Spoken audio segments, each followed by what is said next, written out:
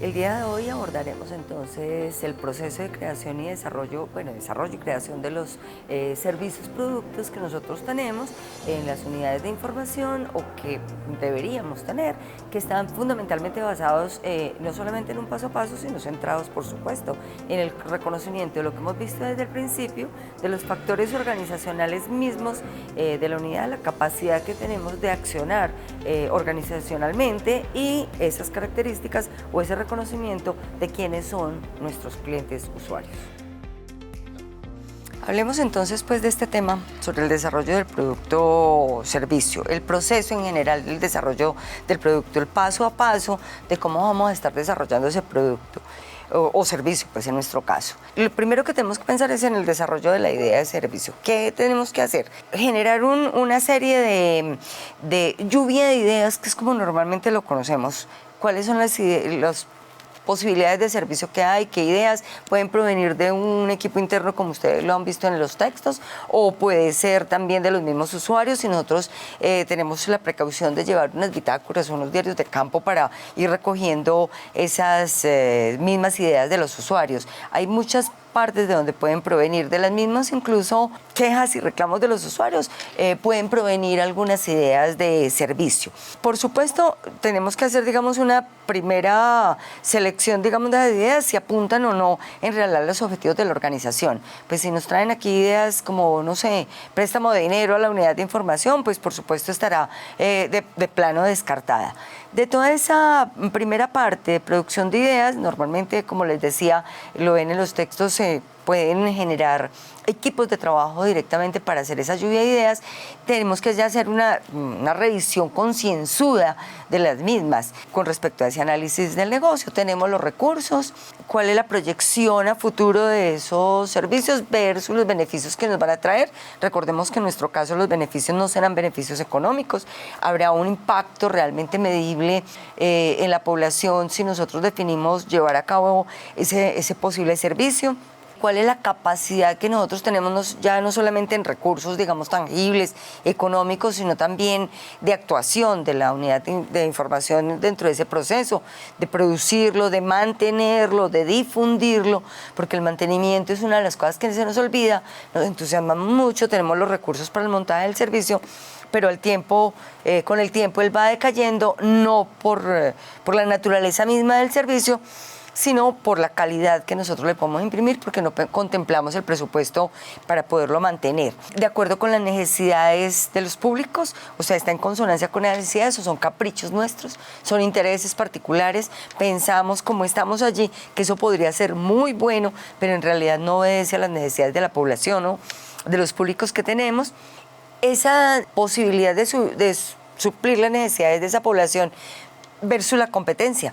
Ahora lo vemos más adelante, algunos elementos más particulares ahí, así como otros factores también medioambientales pues que inciden en eso. Si se dieron cuenta, me voy a devolver, si se dieron cuenta aquí cada uno, excepto el 2, porque estos dos se constituyen, digamos, casi que en un proceso que está dividido en una sola parte del proceso, porque está dividido en dos momentos, entonces tienen unos hipervínculos. Entonces porque esto lo tienen ustedes también en su curso para acceder a él. Entonces, en esa primera parte, como ya les estaba diciendo, identificamos la necesidad de cubrir. Tenemos que identificarla en el momento que estamos ya pensando en seleccionar cuáles de esas ideas son valiosas. Entonces, hay un problema que requiere solución en realidad, o volvemos a lo mismo, es una percepción que nosotros tenemos pero que no hemos tratado de comprobar. El objetivo es aportar más y mejores opciones, información, de formación, de lectura, de investigación, de entretenimiento. Eso de acuerdo con las categorías o de servicios que podamos establecer dentro de nuestro portafolio o las líneas, si se quiere, las líneas de servicios, o queremos prevenir un problema. También nosotros podemos pensar en que esos servicios nuestros pueden prever o prevenir problemas, mitigarlos. Nos tenemos que preguntar, porque nadie está cubriendo esa necesidad, ¿es posible que, o porque nadie la haya tenido en cuenta y nosotros tenemos, digamos, una visión más amplia de lo que requieren nuestros usuarios, o es posible que nadie la está cubriendo porque la necesidad en realidad no existe, es aparente, o porque es demasiado costoso, o porque realmente no va a tener un impacto, sino puntual o momentáneo que podríamos suplir de otra manera, no con la creación de un servicio, porque hay una característica que hace adverso, o sea, en vez de beneficiar a la larga hay consecuencias que resultan peores. O si alguien está cubriendo la necesidad en la tercera parte, ¿cuál es la ventaja competitiva? No quiere decir que si ya en el mercado, porque entonces las unidades de información no tendrían ahí esa cantidad de servicios. Pues si uno prestara libros, entonces la otra no se dedicaría a eso. Sino que si nosotros lo vamos a hacer, ¿cuál es nuestra ventaja competitiva? Entonces, yo voy a tratar de ponerlo así, 2 bibliotecas públicas en sectores muy cercanos, digamos, cojando una zona geográficamente muy, muy cercana o en un municipio, por ejemplo, donde también, de hecho, físicamente están cercanas. ¿Vamos a hacer todo igual o tendremos una ventaja competitiva diferente? Entonces, por ejemplo, nos enfocamos más en el público más cercano, que seguramente tendrá características también diversas. Unos están más orientados, por la misma localización geográfica, están más orientados, no sé, a un tipo de economía X y los otros hacia otra. Estos tienen unos recursos más accesibles que estos otros. Entonces, nuestra ventaja competitiva, sin dejar de cubrir a la variedad de población, podrían tener un enfoque mucho más particular en esas comunidades que están más cercanas y que están menos vistas por otra unidad de información. Esa es la ventaja competitiva. ¿Qué características les vamos a poner para que lo prefieran? Ustedes van y compran zapatos, pero ¿qué hace que vayan más bien a un almacén que a otro, aunque puedan tener los mismos modelos de zapatos? La cercanía. Hay 2 almacenes que llaman X, pero yo prefiero este porque está más cercano a mi domicilio, porque me traslado más fácil, porque a pesar de que tienen los mismos modelos, allí me atienden mejor. Porque si allí no tienen el modelo en ese momento o en el color que necesito, me pueden decir en qué almacén está y en cambio en el otro no me dan ese tipo de servicio. Esos son los elementos que tendríamos que considerar también cuando estamos pensando en esas ideas. En la tercera fase del proceso, el desarrollo del producto. Entonces también hay que pensar en los aspectos técnicos y en los componentes que constituyen la mezcla del marketing. ¿Se acuerdan? Las 4P. Mezcla de mercadeo, mistura de marketing, son, digamos, tratémoslos como sinónimos. Miremos entonces en esa parte qué elementos tenemos que considerar. Soluciones para esa necesidad específica. Nos preguntaríamos, ¿existen una o varias soluciones? Porque podrían haber salido allí muchas alternativas y podríamos tomar decisiones precisamente porque se influencia en una, porque hay mayor cobertura, porque hay mayor impacto o porque los recursos, que eran los elementos que habíamos evaluado con anterioridad, nos hacen que tomamos decisiones frente a una u otra. ¿Qué implicaría entonces cada solución? ¿Cuáles son las condiciones para esas soluciones? Y, por supuesto, elegimos la solución que resulte de todo ese análisis que hacemos basado en esas preguntas. En la siguiente fase de esa parte del proceso, características del segmento. ¿Qué tanto conozco el segmento? O sea, si yo estoy diciendo que voy a crear este servicio que va orientado a un segmento del público determinado, ¿es verdad que conozco suficientemente a ese segmento de la población? ¿O volvemos a lo mismo que he repetido innumerables veces? Estamos creándonos nosotros en la mente o tipificando mentalmente a las personas sin hacer los debidos estudios y los debidos análisis. ¿Debo estudiar mejor ese segmento? Podría ser. No tengo que descartarlo porque no lo conozca, sino que sé que tengo que implementar un paso adicional. Se puede dirigir a uno o a varios segmentos, también es importante. Hay servicios que van específicamente para un grupo poblacional determinado. Por decir algo, tiempo atrás, cuando inician las bases de datos, era la formación en el uso de las bases de datos estaba dirigido particularmente a personas que uno consideraba que tenían unos mayores niveles de conocimiento y eran los profesores. Cuando se popularizan, pues por supuesto nos interesa que desde los estudiantes o incluso la sociedad que no esté inmersa en un ámbito académico pudiera acceder a ellos y también los capacitamos. Entonces tenemos que pensar para qué segmentos vamos a dirigir. ¿Va a ser a todos? Es requisito que haya variedad, o sea, las formas de prestación deberían tener diferencia, el mismo servicio con distintas modalidades bajo la óptica del marketing mix. Entonces, por ejemplo, distintos canales para el mismo servicio, de acuerdo con estas decisiones que nos demarcan el segmento. Y esas características de servicio físico, electrónico, digital, virtual, y miren que está relacionado con lo que les estaba diciendo. Entonces, si la mayoría de nuestros usuarios son muy, o las comunidades están muy alejadas, o son muy innovadores, les gusta la tecnología, etcétera, posiblemente elijamos por la parte electrónica, digital o virtual, pero posiblemente puede también haber un grupo de esa población que no tiene esas características. Entonces, si tenemos la capacidad, los recursos que los analizábamos con anterioridad, podríamos definir que vamos a hacerlo en las dos modalidades, presencial, pero también por medios electrónicos. Deberá ser de pago. Recuerden que decidimos no estigmatizar o no decir de plano que los servicios en las unidades de información no se pueden cobrar. Eso son decisiones que se toman al interior de la organización, de acuerdo también con los públicos, con la segmentación de públicos. Eso no es pecado, porque no es un ánimo de lucro el que se está persiguiendo. Hay veces que es requisito por la complejidad del servicio y vale más la pena que el usuario pueda acceder a ello pagando una suma que permita sostener el servicio a negarlo de plano. ¿Cómo lo pondríamos a disposición del usuario? Los canales que les estaba diciendo.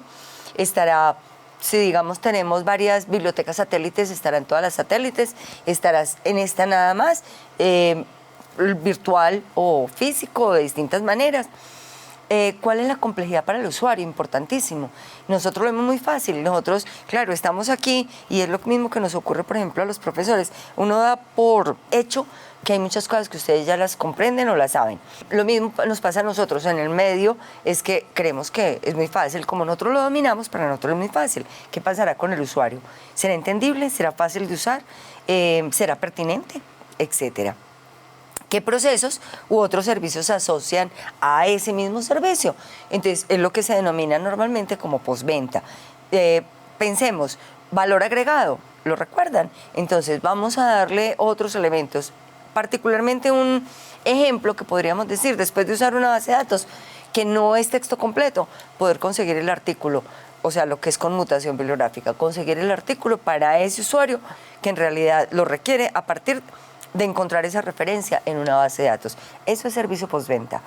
El saber o poderle recomendar a un usuario después de estudiar esas características de los materiales que normalmente presta, o cuando llega a devolver un material porque estaba haciendo una tarea X o Y, preguntarle si es suficiente o si le recomendamos más material para que profundice, es servicio postventa. Se da en muchas modalidades y hay que contemplarlo. ¿Qué posibilidades tiene también ese servicio y cómo lo asociamos a él? No es para dejarlo después. Tratemos de cubrir esa vastedad del servicio desde el inicio. Pensemos en todas las posibilidades. Que se puedan desarrollar paulatinamente es otra cosa, pero en el diseño debería estar contemplado porque no después lo olvidamos. Comprobación de la receptividad del mercado, del mercado, pues de las personas o el mercado y la prueba frente al mercado mismo. En este punto, lo que nosotros tenemos que pensar es, primero, ¿cómo voy a verificar esa aceptación por parte del mercado? Pero también, ¿qué quiero verificar? Quiero verificar la facilidad del proceso o el gusto por el servicio que les estoy ofreciendo, está ligado al diseño del mismo, etcétera. Dependiendo de los elementos, puedo utilizar distintos instrumentos.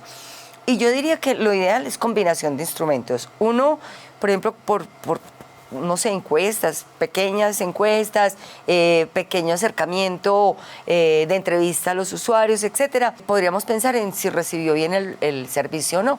Entonces, ¿le gusta el servicio? ¿Lo utilizaría? ¿Le conviene? ¿Ve que está en un momento adecuado? Pues es oportuno para ustedes. Y ponerlo a prueba nos permitiría medir qué tan fácil es llevar a cabo, o sea, ser partícipe del servicio, usar ese servicio. Normalmente este servicio de prueba no se puede hacer masivamente o hay que tenerlo bajo unas modalidades muy particulares en esa prueba para no crear falsas expectativas, pero nos permite medir y ajustar cosas de ese servicio. No quiere decir que necesariamente tenga que dar o el excelente o para descartar, sino que puede haber ajustes al precio. El servicio es buenísimo, me gusta mucho, pero se me dificultó este pasito, nos dice el usuario. Entonces entraríamos a intervenir y a rediseñar el servicio a partir de esos elementos. Con el uso de estos instrumentos, dependiendo de lo bien estratégicamente creados que los tengamos, podemos también pensar en si ese servicio mismo, la creación de ese, al ellos juzgarlo, nos permite adelantarnos, mejor dicho, sale otra idea de ahí, otra posibilidad de servicio, adelantarnos a las posibilidades que denota ese servicio a través de otros servicios de valor agregado o otros servicios diferentes, o otras preferencias, otras necesidades. El usuario nos dice, no, excelente el servicio, pero me hubiera gustado que también estuviera de manera electrónica. Ahí nos disparó perfectamente. Este servicio está muy bien diseñado, pero hay que contemplar otro elemento, otra característica del mismo. Cuando hablaba del servicio de prueba, o esos servicios masivos, los voy a ejemplificar qué hacen las empresas cuando nos dicen producto en lanzamiento, edición especial. Entonces, claro, lo que están haciendo es probando el producto determinado. Entonces te ponen a ti, edición especial de tal producto, y tú ves que eso perdura y perdura. Claro, fue tan bueno el resultado, la aceptación de las personas que deciden sacar el producto. No se comprometieron desde el principio, porque genera un choque muy fuerte cuando el producto se pone en el mercado de una vez y al mes, después de que te gustó bastante, lo retiran. En cambio aquí lo que hicieron fue medir el producto y no te están diciendo. Hay estrategias que nosotros, como es la motivación del curso, son fundamentales para retomar como ideas posibles en beneficio de los mismos usuarios. Cómo nosotros podemos hacerlo sin necesidad de decirlo directamente y sin engañar también a las personas ni crearles falsas expectativas. Esas son buenas prácticas. El análisis de los resultados de la comprobación, como el paso penúltimo, digámoslo de esa manera. Es todo eso de análisis de las posibilidades que acabamos de detectar y yo ya me estaba adelantando ahí. Entonces, nos da para descartar la idea de plano, no es viable, no se puede hacer, o lo almacenamos porque a pesar de que no es el momento oportuno, la visión desde los usuarios que más adelante podría ser muy bien recibido. ¿Por qué? Porque todavía no están preparados para el uso de ese tipo de tecnologías, porque todavía no está muy demandado, pero no quiere decir que la idea esté mala y sea 100% descartable. O lo que yo les decía, el ajuste al proceso. Está muy bien el servicio, pero tiene unas fallitas que permitirían hacerlo mejor, más a gusto para los usuarios que desde la perspectiva de la evaluación, que por supuesto será una muestra, no será la población completa. Y por último, la parte de la difusión y la oferta, porque si no, no tendríamos completo. Volvámonos al principio de la asignatura. Hablábamos de mercadeo, se les pregunta a ustedes qué es mercadeo, qué consigues mercadeo, y nos vamos siempre a difusión y oferta del producto, la venta, la publicidad y demás. Y vemos aquí, ya hemos visto que es todo un proceso, pero ese puntico también es clave y también tiene que estar ahí. No es que no sea en absoluto eso, sino que es una parte. Estrategias de introducción, que son diferentes a las estrategias de mantenimiento. Esas estrategias de introducción, ¿cómo haremos para que nuestros usuarios sepan que ese servicio está disponible ya para ellos? ¿Y cómo hacemos para que se animen a usarlo? Entonces, tenemos que buscar elementos. No es simplemente, y ahí es donde más fallamos, simplemente ponerlo allá en cartelera, ponerlo, no sé, en la página web, sino que también tenemos que hacer otros ejercicios de estímulo para que las personas se acerquen. Pongámonos en los zapatos de los usuarios, cómo nosotros actuamos frente a la oferta de un producto determinado por una compañía X o Y. Y las estrategias de mantenimiento, después de que ellos ya empiezan a utilizar el producto, ¿cómo hacemos para que nosotros podamos garantizar, digamos, ese uso? ¿Cómo tenemos que volver a entusiasmar al usuario, mantenerlo activo y estimulado para que lo use? Entonces hay que hacer un seguimiento a ese uso del servicio y la valoración de tal.